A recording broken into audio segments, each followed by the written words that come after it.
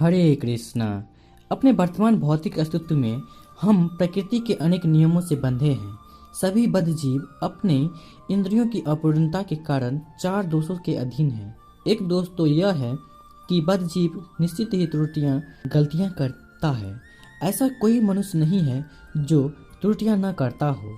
उदाहरण के लिए भारत में महात्मा गांधी को एक महान व्यक्तित्व माना जाता है, किंतु उन्होंने भी त्रुटियां की। जिस सभा में वे मारे गए उनमें जाने से 5 मिनट पूर्व उनके विश्वस्त साथियों ने उन्हें वहां जाने से मना किया था, किंतु उन्होंने हट पकड़ लिया। बद्ध दशा में त्रुटियां करना बड़ा स्वाभाविक है, इसलिए अंग्रेजी में यह प्रसिद्ध कहावत चल पड़ी है, त्रुटियां करना मनुष्य के लिए स्वाभाविक है। बद्धजीव की दूसरी अपूर्णता यह है कि वह निश्चित रूप से भ्रमित हो जाता है।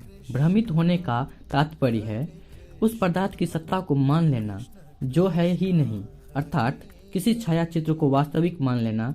हम में से प्रत्येक की धारणा है कि हम ये शरीर हैं, किंतु वस्तुतः हम शरीर नहीं है। शरीर को स्वयं मान लेना ही माया है।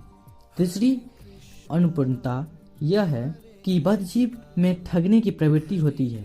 हम किसी दुकानदार को प्रायः यह कहते सुनते हैं, क्योंकि आप मेरे मित्र हैं मैं आपसे कोई लाभ नहीं लूंगा, किंतु वस्तुतः हम जानते हैं कि वह कम से कम 40% मुनाफा ले रहा है। ठगने की इस प्रवृत्ति के कितने उदाहरण हैं। चौथी अपूर्णता यह है कि जीव की इंद्रियां पूर्ण नहीं है। हमारी सृष्टि इतनी सीमित है कि न तो हम बहुत दूर देख सकते हैं न ही पास।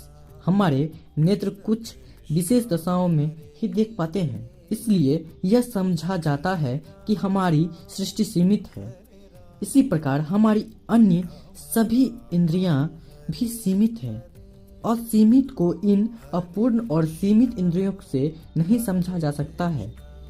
निष्कर्ष यह है कि वैदिक पद्धति हमें परम सत्य को जानने के लिए अपनी वर्तमान इंद्रियों का उपयोग करने के लिए प्रोत्साहित नहीं करती, क्योंकि ये कई तरह से बद्ध है। यदि हमें ज्ञान प्राप्त करना है तो वह निश्चय ही एक उच्चतर स्रोत से प्राप्त होना चाहिए जो उक्त 4 अपूर्णताओं से आबद्ध नहीं हो। वह स्रोत भगवान श्री कृष्ण है। वे श्रीमद् भागवत गीता के सर्वोच्च अधिकारी हैं और वे अनेक ऋषि मुनियों द्वारा पूर्ण ज्ञान के अधिकारी के रूप में स्वीकार किए गए हैं।